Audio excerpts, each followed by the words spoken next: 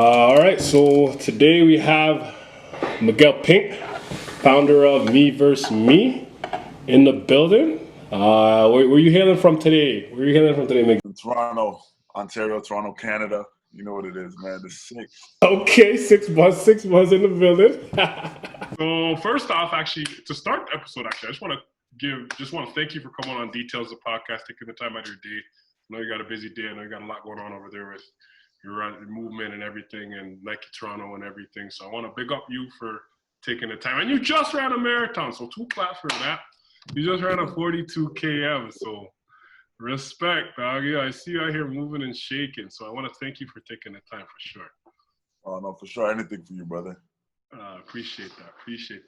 So yeah, to walk us through that, actually, let's start off right there. Like, how was that marathon? You ran a 42 kms, or talk us through that. Yeah, What was that? 42.2 to be particular. But no, bro, it was crazy. It was a real test mentally. It was really tough. It's I enjoy that test. I enjoy challenges for myself. Yeah. And you know what? It really made me figure out what I'm made of mentally. Because there's a lot of stuff that can break people, and everybody's threshold mentally is different, right? True. Me being a previous university basketball player, I knew about going after challenges and trying to get things that I want and trying to progress. I knew this was a new challenge that, you know what? Yeah. I got to fight to get. It's not easy. It's not easy. So one point in the race did it really like, yo, this is gonna be tough? Like, one point was like, yo, my legs hurt me. Like, yo. You know what? My legs never really hurt. You're lying. You're a cat. That's cap. So, bro, you're wearing a Me vs. Me hat. I need that hat, but yo, that's cap. No, honestly, my legs weren't really hurting. Learning how to properly prepare. So at around 30K or so, I started to feel my body get dehydrated, and that's because I didn't hydrate enough the night before, right? And then I think probably for the last like 6 to 7 kilometers of it, like I could really feel muscular fatigue. They weren't hurting. It was just, they're just tired. They're just tired, and I had nothing in them. Like, there was no water. Like, you just feel the muscles like getting tighter, and it's like, it's not oiled. You know what I mean? So it's just willpower at that point. At that point, like, I had a couple guys that were running with me, like kind of like a support team.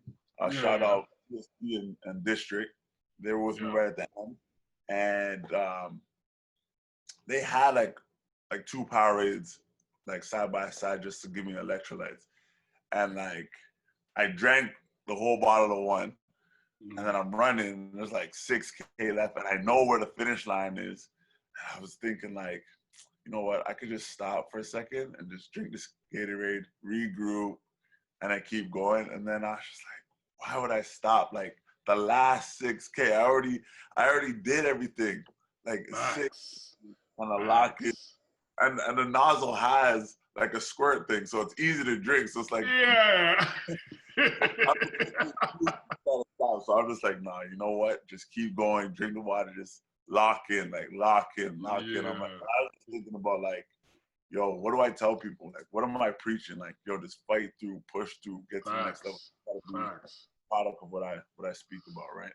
Facts. So yeah, salute to that. So let's dial it back. So you talk about your athlete roots, right? So you grew up in Toronto and you got the opportunity to play college ball out east. Like, talk about that. Like, so you started with basketball. Was that your first true love, or then it kind of progressed into running recently? I know Me vs. Me started this year, right? So what'd you start with? Yeah. So growing up as a kid, I played 2 sports, soccer and basketball. Those were like my 2 sports I was playing. Similar to me too, I was so invested. Like, and as a kid, like I was very, very competitive. My dad played both, and I see him and stuff. So I'm just like, you know, I gotta be better than him. Like, I want to be the top dog. It's the one-up thing. It's the one-up thing. Yeah. So you played high school ball in Toronto and then you went over, or? Yeah, I actually grew up in Whitby, so Okay. I played high school in Whitby. So who was the poppin' Toronto names, like the Toronto basketball names at that time? Was that Chris Joe? Was that like the poppin' Canada basketball names at that time? Who was popping in Canada basketball at that time? Like I was competing against like Haruna Mutombo, Yeah. Bo Joseph. That's Corey's older brother. Corey's older brother, yeah, who's in the league, by the way. Corey actually started hooping with us. He's a couple years younger than me, so. Yeah, he's my age, because I remember playing some nationals. He was playing up with the older guys. Yeah. It was like Dane Smith. So you had heavy competition from an early age, eh? At that time, there was some teams, bro. Like an early age, eh? Yeah, man. Like it was competitive. Even the homies. Even the runs, I bet. Lopez was playing with all those guys, and he was man, like he was killing. Oh no, I see the high school clippings of Lopez because I went to Dow, so I know Lopez was actually my vet on my visit at Dow. He was one that showed me around. Yeah, but I seen his high school clippings like, yo, him and DeVoe. It was like him and DeVoe. Like that was like the Pickering Heights squad. You know what I mean? The same thing with Lopez, like Lopez and I, we've been playing against each other since elementary school, high school. Then we both went to university out east, so we were playing against each other there. So it's pretty crazy because like the first time we actually teamed up was like to do a marathon. Years later, a decade later. But like, we've been playing against other kids. Okay. So talk about, so you grew up, so high school, Toronto, Whitby, and then you got the opportunity to go play out east. So you went to, where'd you go to school? Like, where'd you go? St. Mary's, right? Yeah. Coming out of high school, I didn't really get a lot of exposure. Mm-hmm. My high school basketball coach was a teacher, so he wasn't really in the basketball scene like that. I mean, he was helping out coaching, but he wasn't like a basketball guy. It was different back then. So I wasn't getting the exposure on YouTube and Instagram and all that stuff was popping. So I knew I loved basketball and I wanted to play. Yeah. And I got to figure out how to do it. So I started recording every game, like, on the old VHS cameras. Get your mom out there with the VHS. Yo, Auntie, I need you to hold this camera real quick. Every game, I was going to the shoppers to go buy little tapes and just record every single game, like hours and hours and hours of tape. And I'm like, I want to play. So then I would have to take those tapes, put them in the VHS player. What's it called? I can't remember. The VHS player. VCR. The VCR. The VCR. And like I was trying to like record from the VCR and stop and play and take up. I had like two setup, like trying to create a mixtape on the VCR, bro. Like I was playing it, stopping it, whatever. Like it was crazy. It was crazy. I knew I wanted to. So I'm like, you gotta do what you gotta do. And then, like right at the end of high school, is where the transition of DVDs started coming out, right? Mm-hmm. So then I learned, like I could transfer stuff from the VCR, VHS tapes, my computer, digitally, and then I could burn it onto a DVD player to send to coaches. Yeah, so then I started doing that. And like I started hitting up some schools in the States. I had to like do my SATs, all that stuff. And like I didn't really have any guidance, so I was trying to figure out the whole path on my own. Yeah. And I started doing that stuff a little bit too late. Mm-hmm. And I already stayed an extra year in high school, so I was like, you know what, I got to go to school. So I was talking to Ottawa U, coach there, whatever. My boy and I decided to go out there. Went out there for a year. Basically, not even redshirted. I was like practice team, basically, bro. I was just going to individuals practice. I wasn't like on the team, but I was there training and stuff like that. I'm like, you know what, like, I need more. I need more. Yeah. Like I got back on my laptop, Looked up all these. Back on the V. No more VHS this time. Oh. No more. Oh yeah, I graduated. I got the laptop now. I got the laptop now. So I'm there in my dorm room in Ottawa on the computer, going through all these basketball teams' websites, looking up the coaches, emailing the coaches, boom, boom, boom, boom. Like with your transcripts too, everything, yeah. Well, no, this was just an email. Like, just tell them a little bit of accolades. Oh, the summary email, the short, yeah. I just, if they respond and they're feeling it, then I'll get them whatever they need. But for me, I love basketball, so I don't care where it takes me. I just want to play. Like, I don't care where the school is, whatever. Like, I just want to play. So I'm there, hitting them up, hitting them up, hitting them up, hitting them up, and just kind of like leaving it in the hands of God. And one day, like, I came home in the summer. My dad's like, "Oh, this coach, he called for you." So I'm like, "Okay, cool." So I listen. This that same summer, right? Yeah, that same summer. So after I did all this, so I was doing all that in, like, I don't know, maybe January, February time. So so this is like 6 months later. Yeah, so like, you thought you were done. I'm getting some emails back from coaches and stuff like that, but nothing like crazy. Mm-hmm. Then I get the coach calls me on my house phone. Leaves a message, whatever. He's like, "Coach from St. Mary's University, whatever." I'm like, "Okay, dope." I give him a call back. He's like, "I like your tapes. I like what you got. I want you to go hoop with some alumni I have out in Toronto." Right? Oh, so they can see if you're legit. Yeah. So I'm like, all right, cool. So I go, boom, do my thing. Cause now I'm a shooter, so I'm shooting. What? And he called me back. He's like, "Yo, I'm gonna bring you out here, fly you out here, come for a recruiting trip, whatever." So I go, do my thing out there, meet some of the guys, scrimmage, the whole thing, the whole recruiting trip thing. And then I ended up going there that September. That's where like a real basketball season started. Yeah, that's blessed. So you did your thing, St. Mary's, and you guys won a few championships. I wasn't at Dell yet, so I let you guys won. So that's why I wasn't there yet. So when I was there, we didn't even win, bro. When I was there, we didn't even win. Say word, you guys were nice though. Was Joey there when you were there? Yeah. Oh yeah, you guys were strapped. You guys always choked. I remember. You guys were so strapped, and you choked bare times. You guys had so much talent though. We did. But you guys Harry, But that was tough at that time too. That's when like Simon and Norman was there.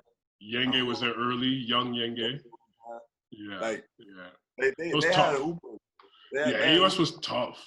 AUS was a tough conference. Even PI had to come up around that time. Like they were hooping. Was tough. Old Class was a young bull back then, bro. Like dog. And he was a beast. He's been a beast. You can't even sleep on X. They had Wilson. Bear was Bear there then? Oh, yeah, X was crazy.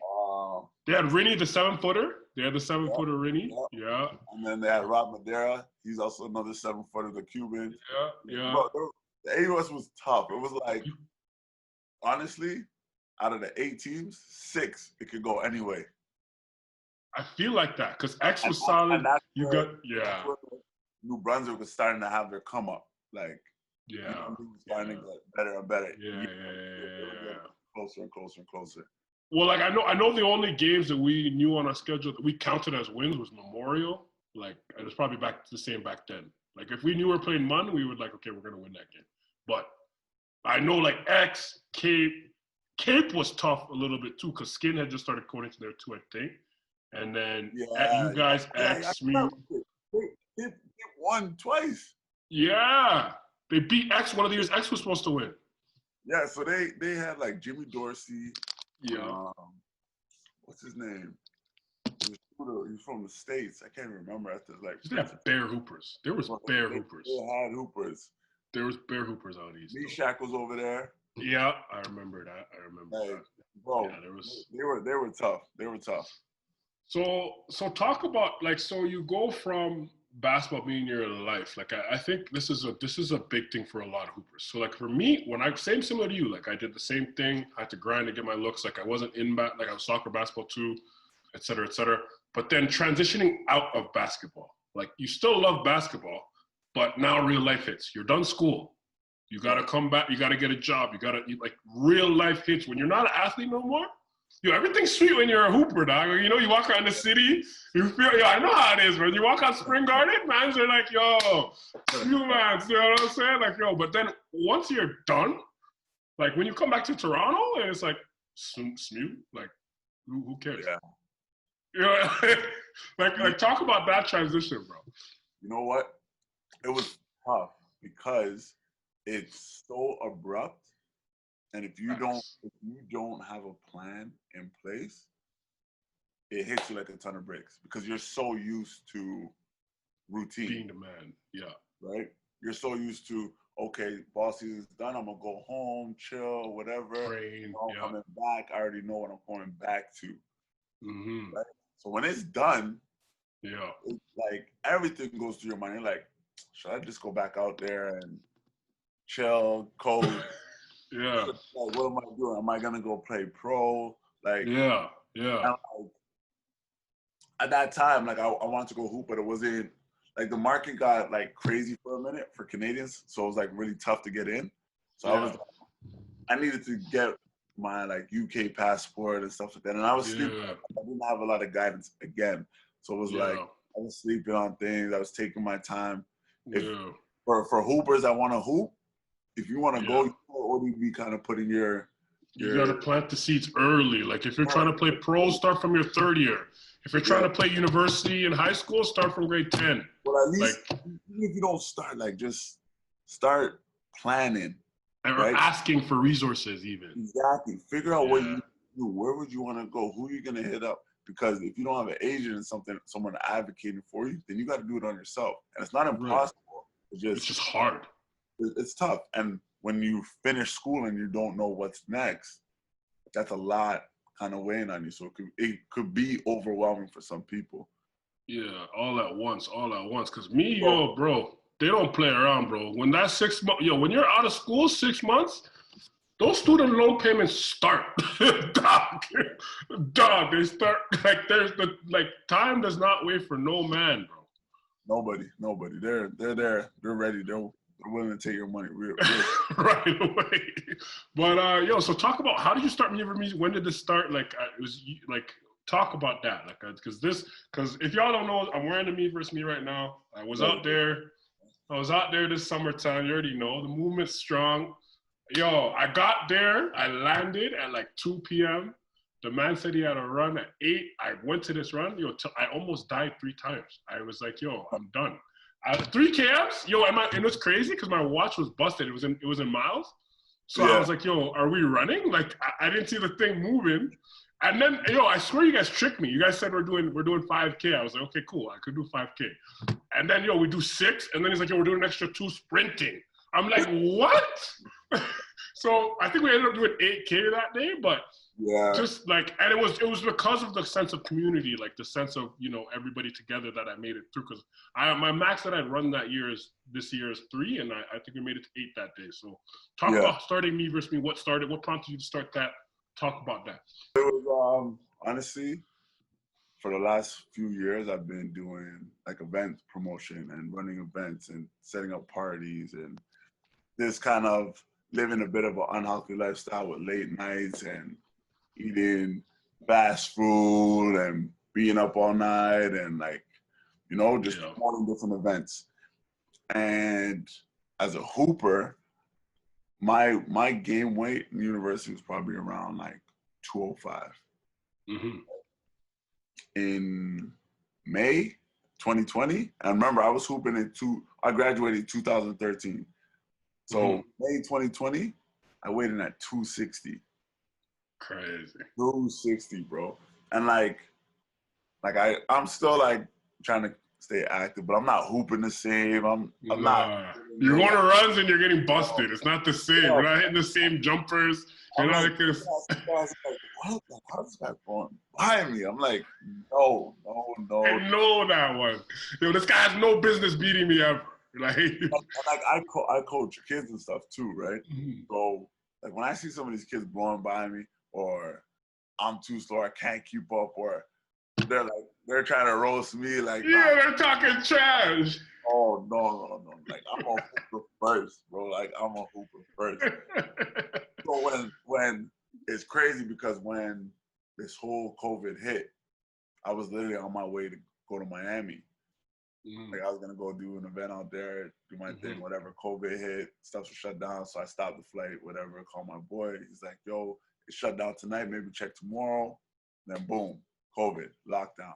Crazy. So we're in lockdown now, sitting there doing what probably everybody else did for the first like 3-4 weeks, laying in bed, eating food, watching Netflix, sleeping.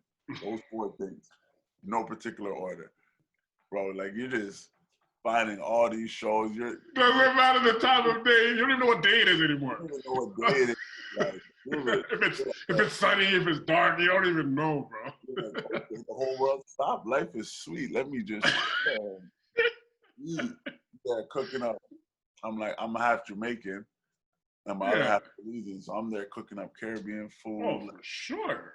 Eating, kick up in my bed, watching like movie after movie, show after show, sleeping. The whole catalog. Like, everything. Bro, it was just crazy because I'm just like, yo, one day I just kind of like, look, I'm like, yo, this is not me. Like, I don't feel healthy. And like, when you start ingesting like bad foods and stuff like that, I'm not like a huge nutritionist or anything, but like, I feel like you feel it. Mind shifts. Your energy shifts. It's the chemicals. Right? It is. So, the toxin in your body, yeah. That's it, man. And you just, you feel very sluggish. Sluggish. You don't feel like doing anything. And like, I was just tired of feeling like that. And you sleep more, you take more naps, you feel like, you're in bed more, you can't get out of bed, And, you know, I was looking on Instagram and I'm seeing people getting on the Nike Run app. 5K. Everybody's doing 5Ks. I'm like, this person's doing 5K? I'm like, nice that. Let me get on. Pick up eating my Hawaiian pizza and whatever. You guys are out here doing 5Ks? I'm like, all right, you know what? I'm gonna go out and do a 5K. So I went out, go do a 5K. Bro, I kid you not, I stopped 4 times. My chest is like burning. My lower back is killing me. I can barely catch my breath. And I'm just like, thinking to myself, I'm like, I'm a hooper. How can I not run 5K? Like a 30-minute run. Like, what? And all these non-athletic people are out here busting my ass. Bro, everybody under the sun is doing 5Ks on this Nike run out. And I'm just like, nah, man. Like, this is not acceptable. And like, I was completely obliterated after that first run, 5 kilometers. This is May, right? We're tracking back the time. This is May. Completely obliterated. And I got some good homies in my corner. Like Jerome hit me up. He was like, "Yo, bro, we gotta be doing these 5Ks, man. Like, we gotta just move." And like Harry's hitting me up. He's like, "We gotta move, whatever." So we were doing like push-up challenges and stuff like that. Yeah, I seen those. Yeah. But we weren't doing no 5Ks. Yeah. And after that first day, I was like, "This is unacceptable." Ran. Got up the next day? Ran. Every single day. I don't care how I felt. I'm like, this is unacceptable. Kept running until I could run the 5K. And while I'm doing this, I switched my whole eating. I'm like, yo, this is ridiculous. I'm like, I have nothing else to do but be at home and work. So I need to lose weight. So I cleaned up my eating, wasn't drinking no pop, no juices, measuring out my food. I was using that Lose It app to like kind of like track what I'm taking in. I'm no more eating, none of that. Yeah. I'm working day after day after day after day. And then one of my homies, he called me. He was like, yo, I'm biking. Like, yo, you should come ride a bike. My bet, boom. Bought a bike on Kijiji. Now I'm doing my 5Ks and I'm going for like 20, 30K bike rides. Right? And then like. And there's a lot of nice paths around there too, around like there's a lot of nice paths. So many paths. So I was just working. Mm-hmm. And then Jerome trained some kids for ball. Mm-hmm. There's a big ski hill out here, so I'm like, you know what? I'm like, I'm gonna start training like I'm ready. I'm like, I'm going back to hoop. To hooping. That's I'm like, exactly, yeah. We're doing hill sprints once a week. So every Mm-hmm. Tuesday we do 20 hill sprints, and then right after the hill sprints, I'm still doing my 5K. So after we do the hill sprints, like 20 up the ski hill, we're doing a 5K right after. I don't care how I felt. I don't care how slow it is. We're training our body to just go. Mm-hmm. And like when I go and I get locked in, bro, like I go insane. Like I'm just like. Yeah, it's that hooper mentality. It's all or nothing. Like, I gotta get it. I gotta get it. Yeah. So like very, very quickly I lost like 20 pounds. Quick. Respect. That's big ups. In a month, 20 pounds. Boom. So this is all within the first month that you just committed to it. In the first month, 20 pounds. So I'm like, oh, okay, cool. Now I'm like 230. I'm like, all right. Or no, I was 260, I was 240. So I'm like, okay, cool. 20 pounds done. So I started hitting up the homies because I'm like, it's tough, but I'm like, you know what? If I'm doing this, I need to make sure my homies are all good mentally because now I'm starting to feel better. I feel the motivation, more energy. And now I'm in it. So I hit up the homies. I'm like, yo, once a week, we're running as a group. I don't care how long it takes us, but we're doing it. Mm-hmm. So that's how we started running every Thursday. Just like a group of like 5 of us, 6 of us, then turned into like a group of 8 to 10 guys just running.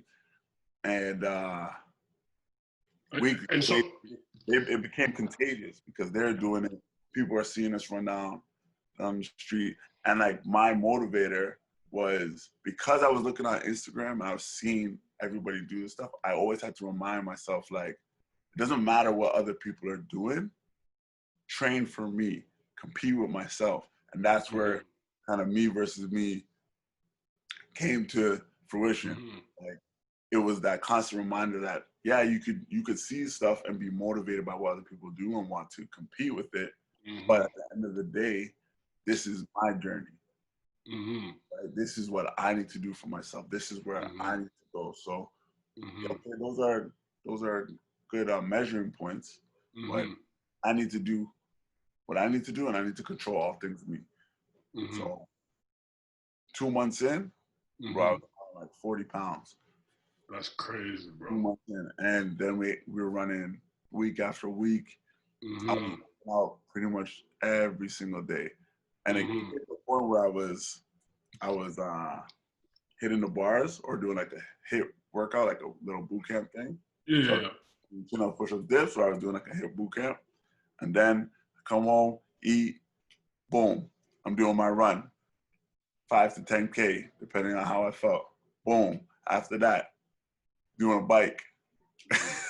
Crazy. This man lived at the harbor front. This man was living at the harbor front, bro. There was nothing else to do, right?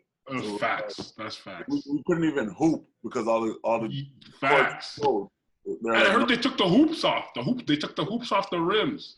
They didn't want nobody playing outside, so it was like you had to just work. That's all you could do was just work. Literally. And I was like, I'm not going back to just laying down inside watching. That's respect though. So, because I know for me, from my perspective, I was in Edmonton, and I started seeing Harry doing a lot of stuff on the challenges, and then that's how I got into your page. I think I got through your page from Harry back in the spring around, and then I saw you guys doing the push-up challenges. I tapped in with Harry on one of the push-up challenges. And then I seen your because I had a similar situation. Like, bro, January, bro, I think I was 245, bro. Like, I'm like, bro, I was just heavy. Like, I was just chubby, like, it was terrible, bro. Like, I didn't feel good. Like, and then I you know what? Because I was working from home. Fortunately, I had the opportunity at that time, and we worked 8 to 4. So, fortunately, every day I wake up 7 and get off like it was 2-3K for me. Do something. 2-3K, do something. And it's cold. Edmonton's cold, so like, it's like -8 and I'm still outside doing it. But that really motivated me. Like seeing you guys do it motivated me, and then I got better and I lost like probably 20 pounds. Similar situation. Like it took a couple months, but 20 pounds. So when you go so that's 2 months into COVID. You're down 40 pounds. You're just doing it with the guys every Thursday on the harbor front running. how does it grow to this? Because I feel like, yo, it got bigger, bro. Like you had the ladies coming, the run group got to 20, you had the merch going. Like when did it really? When did you really start seeing? Because I see people reposting every day now. Me versus me. Oh, I'm working out. Me versus me. When did you really start feeling like, yo, this is a movement? Because me, I seen it from time. I seen it from time. I called them like I told her like I tell her I'm gonna tell her this like I seen that play coming from time because the way you were doing it, I was like, nah, this is gonna blow up because like this just the way like certain things resonate with people, and if you make people feel a certain way, they go after it. You know what I mean? So when did you really feel the shift in like the energy? Because now you guys got sponsored by Nike in terms of your gear and stuff. Like They sent you that care package for your marathon. Like when did you really feel like Me versus Me really blew up? You know what? It was I would say like in the summer. Yeah. Through like probably in June, like I started seeing a lot of people start just being like, yo, hashtag move with Migz, me versus me. Hashtag move with Migz, me versus me. And I was reposting a lot. And people just kept posting it. And the thing is I never started posting and all that stuff to create a business. No. It was it was just pure. It was pure. It was pure I was intent. just, this is just a subtle reminder. It's always me versus me, no matter what situation. It doesn't matter if you're at work. It doesn't matter if you're parents. It doesn't matter. And like this applies in every situation because it's always you versus you. There's always choices to make for you to further yourself, right? Mm-hmm. And I seen it really, like people started to really resonate with it and resonate with what I was doing and reposted it. And people started hitting me up like, hey, keep doing your thing. It's inspiring me. And you know what? I think everybody's threshold for what motivates them is different. You're right. That's a fact. And like for me, I can see a few little things and be like, okay, I'm gonna get after it. But people saw my transformation. They saw where I started. They seen me putting in the work day after day after day after day. And I think it was because they were actually witnessing that. They were like, you know what? If he could do this, like I can do this. And I just tell people, you know what, just do it. All you gotta do is start. That's why I always preach 30 minutes a day. Like it doesn't matter what you do. If you're doing absolutely nothing, like sitting on the couch or in bed watching Netflix every single day, you're not doing anything. You going out for a walk 30 minutes a day is gonna go a lot further than you think. Facts. Even breathing new air, seeing new things, it helps you. And It helps you. And that's the catalyst for something bigger, right? Facts. That's all it is. Because once you create that little semblance of consistency, now the little spark. Yeah. Exactly, and then boom. Yeah. Now next thing you think, okay, well I'm tired of walks. I want to go to the gym, and now you're in a gym routine and you're walking, and then it just becomes a whole lifestyle change, right? Yeah, facts. So how did the on the couch? For sure, facts. No more cycling Netflix shows. Dude, I swear I watched Peaky Blinders 3 times, bro. The whole series, all 6 seasons, dog. I know every single line Cillian Murphy said in that whole show. But bro, every single Dark Knight, I know the whole movie. You know what I'm saying? But I hear you still. So how did the Nike partnership come about? Because you guys got sent some gear by Nike before your marathon. I know you and Jerome got the little care package. How did they reach out for that? How did that come about? They literally just hit me up and they were just like, you know what, we see you doing your thing. On Instagram or like was it? Yeah, they hit me up on Instagram. Like we were doing this and people kept asking me, what are you gonna do when it comes time for winter? What are you gonna do when it comes time for winter? And my response is, gyms aren't open, so I'm gonna be outside. Facts. Facts. I'm gonna be outside. Like, I have no choice but to be outside. And if I stop, like I don't want to stop doing what I'm doing. And I'm not gonna let anything stop me from continuing to further myself, personal growth. Right? So it's like if I gotta run in the cold, I hate the cold. Right. But I'm doing it because it's gonna be better for me. This is the cards that I'm dealt right now, and I gotta play that hand. And in case y'all didn't know, he's in Toronto, so cold. It gets cold. It'd be like what, -15, like Toronto winters gets pretty bad over there. Get to like -50. I mean, if it's -50, I probably won't be. But on an average, like an average winter day, you probably see -10. Yeah, maybe yeah. minus. Yeah. And like we've had some cold days already, and like it's crazy because we just kept running, and we opened up the run group to girls like at the end of August, and we steadily have like at least 15 people that come out. Regular. And that was just you and that started with you and the homies. That's it. Bro, I remember, this is so crazy, bro. This is actually so crazy, bro. When we were on our run the day that I was there, bro, I remember we ran, 2 people joined us, bro. One guy joined us at the end, and then a girl joined us at the end, bro. People just like, people don't understand this. Like when you are being you and you are just doing like your intent and then really pure about your intent, people start following. Like people will fuck with you. Like you just have to be you and just do it. Like just do it, and then the rest will come. Like the universe has a way of making these things. Like you didn't set out just me versus me. Oh, I need to get a Nike sponsorship to get new gear from Nike. You didn't start it that way. You didn't start it, oh, I want to have this big Instagram following. I want to have this big movement. You didn't start it like that. It was just straight up off the love. Like, yo, I want to do this so people can see it. And organically, it's grown to what it is now, right? Yeah, and that's my whole thing. You know what? Like, I could do my part for one personal growth for myself, but it takes nothing for me to be like, hey, like you're at home, like push. Hey, I'm proud of you. Push through. Like, hey, I've been there. Keep going. Right? Like it takes nothing. Like I want people to genuinely succeed. I want people to be the best them they can be, because nobody wants to feel like trash. Nobody wants to feel nobody wants to feel stressed or overwhelmed. And this helps. And if we can help, and that's what the running group does. It's like if you're tired, and you could attest to this, if you're tired, we're like, bro, keep pushing. Bro, how many times did I yell pace? Bro, we're not letting you stop. Like there's times where I had homies that they were literally about to stop, and I just put my hand on their back lightly, and I'm like, "We're going. Let's go. Like we're going." And that's that threshold, because people get to a point where they're like, "Oh, I'm tired. I need to stop." You actually don't need to stop until your body like shuts down. Is like, "I'm done," and you drop on the ground. You know what I mean? Right. That's mental. Mental. That's that mental strength that you need to have. And to expand further than that, like part of the reason I do this podcast, these athletic things are transferable skills to real life.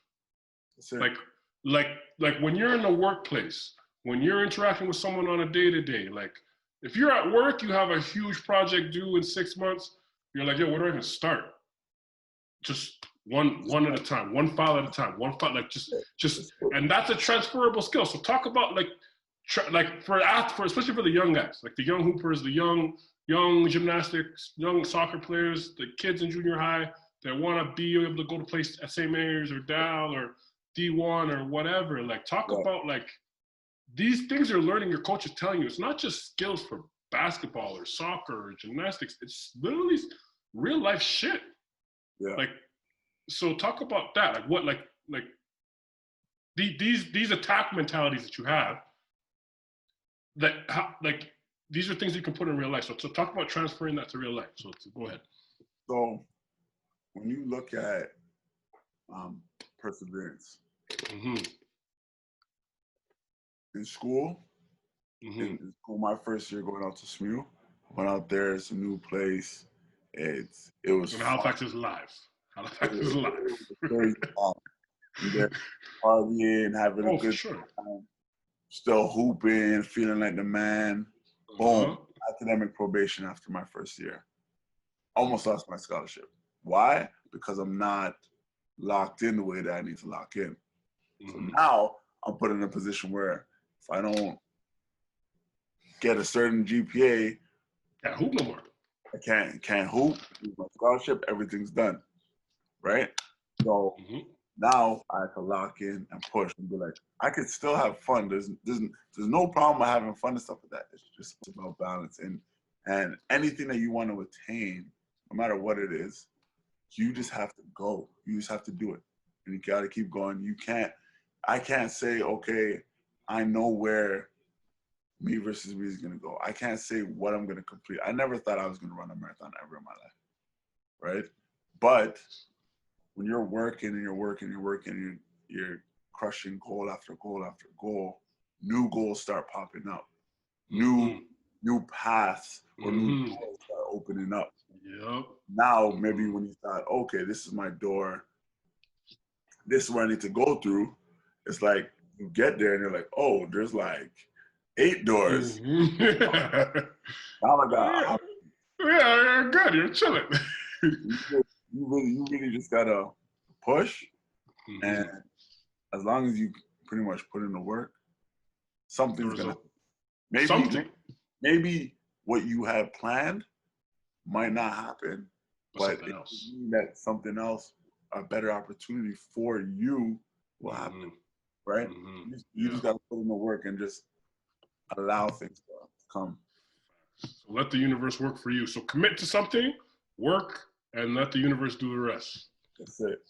For sure. So just like kind of like reel this back in here, like towards the kids, because this is really what it's about. It's with people and inspiring people and everybody. Yeah. What's the, like, if you had 13-year-old Migz that's trying to hoop, trying to go doing the VHSs, 15-year-old Migz doing the VHSs, what advice would you give to 15, 16-year-old Migz, like, on your path? Like, what words, like, if you especially right now, like, let's say 15-year-old Migz is in this world right now, like, trying to be a hooper, trying to go to college, trying to do all that. What words of advice would you leave young you? Believe in yourself. That's the most important thing. If you don't believe in yourself, why should anybody else believe in you? Sure. Right? Like if you're going after a goal, if my goal is basketball and I get cut from a team, why did I get cut from the team? Am I not good enough? Am I not in shape enough? People play favoritism. People play politics. People will say you're not the ideal shape. People will come up with all these reasons why you can't be that. But if you look through the NBA, if you look in the history of basketball players, there's probably a basketball player that is similar to every single person out there, or has gone through something, or whatever sport you're playing, right? You just have to believe in you and not take no for an answer and keep working your butt off. In grade 10, I got cut from the team. I couldn't play because I got a little bit off focus, got into a little bit of trouble, and they were like, "You're not allowed to play." And I'm like, "Oh, okay." So now I gotta reevaluate how I'm living. Like, if this is gonna hinder me from playing basketball, I love basketball. I can't allow that to happen. Not worth it. Now I gotta grind. And you can't accept no. If things don't work out, if you don't have a good relationship with your coach, or you don't make a team or whatever, the moment that you give up on yourself, nobody else is gonna be like, "Hey, I want you to play. Like, let's get into the gym. So I'll make you work so you're that guy." It's on you to choose those steps first and just work it out. And sometimes people will be there. I mean, if you got a good support system, good friends or whatever, they'll be along the way. But if they don't, the one person that's always going to be there is yourself. You. Me versus me, dog. Me versus me, dog. And that's facts, though. So, like, and I want to even add on that, like, yo, Michael Jordan wasn't born to be Michael. Like, he didn't know he was going to be Michael Jordan when he was born. He just committed to it. Nobody believed Michael Jordan was going to be Michael Jordan until he was Michael Jordan. Right. Nobody believed LeBron was going to be LeBron until he was LeBron.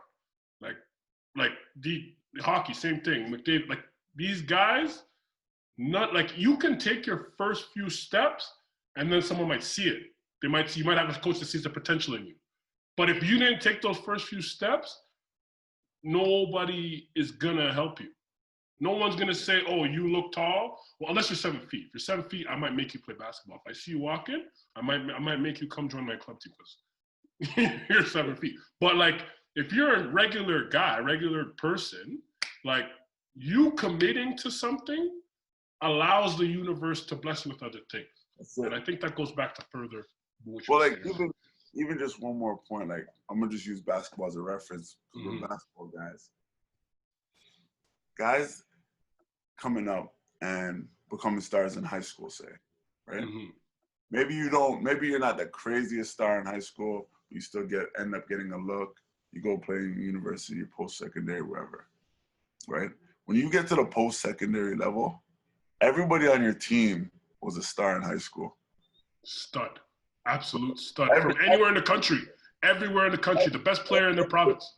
Yeah, everybody that was playing was their guy on their high school teams. In their city, in their province, etc. So when you get to that next level, that work doesn't stop. It only elevates. So now you're back in that pool where you're working again and proving yourself again and working and getting after it.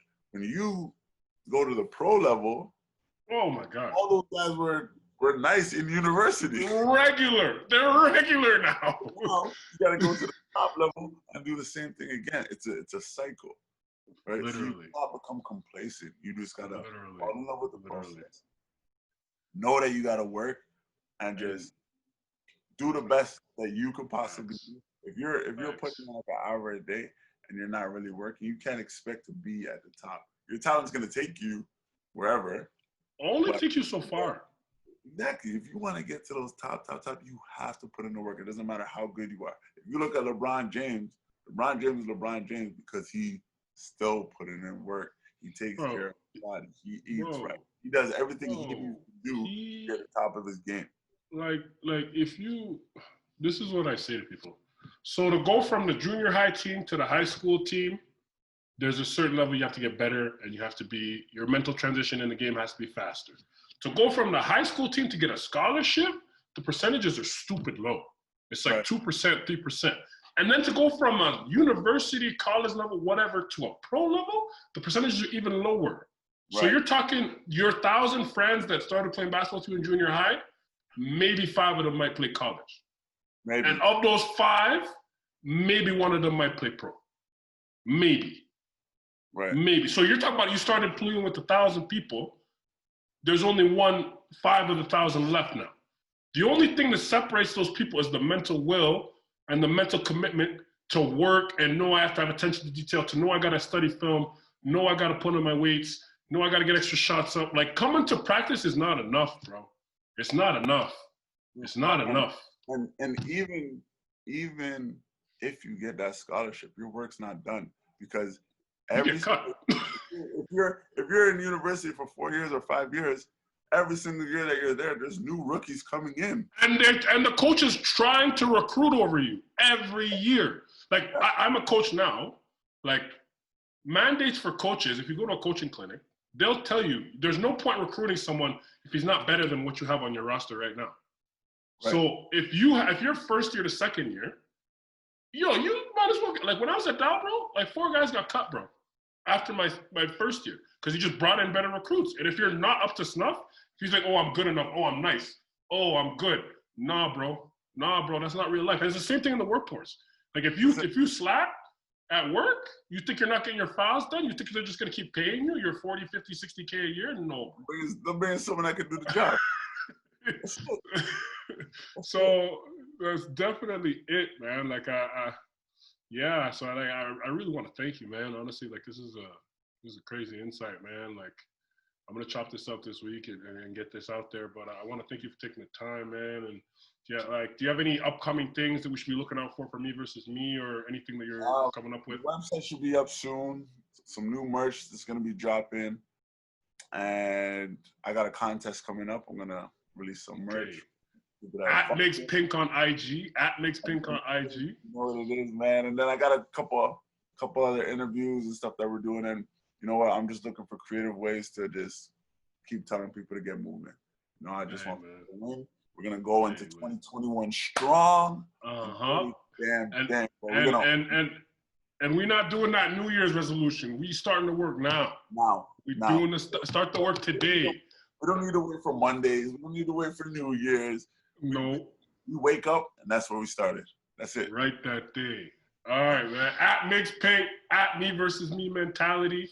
Get the merch, the drip, the gear is crazy. You already know. The merch is crazy. The video. I need one of those. Yo, send me one of those, please. I'm gonna need one of them, dog. You know what I'm saying? I'm a dad hat guy. I'm all about the dad hats, keeping the waves wavy. You know what I'm saying? It keeps the waves wavy. I don't even do rags no more. I just wear hats, bro. You know what I'm saying? But yo, don't know. Migz Pink. Appreciate it. I'm gonna put the info. I'm gonna put all. Yo, it's gonna be below. The link's gonna be below at Migz Pink. But he just dropped a hard video on the marathon. Edit was crazy. That was looking. What? Yeah, yo, Nike Toronto needs to give you the max deal. They need to give you the max deal at Nike Toronto. Shout out District, Nicole, Juan. They killed that edit. Like, that's the hardest edit I've seen all month. Shooting the photos, Shannon was shooting photos. Like, it was crazy, bro. The media team that day, like, I'm still speechless. Love. Migz Pink in the building. Details the pod. Episode coming. You already know. Love. We're gonna get you on again. We'll probably get you. Yo, honestly, next time I interview you, shit, I don't even know where you're gonna be. You might be in Dubai doing a road race or something. We'll see what happens. Hopefully this COVID soon gone, man. Hopefully. Exactly, man. Vaccine soon come. All right, bro. But yo, love, broski. Appreciate it. All right, bro. What's up?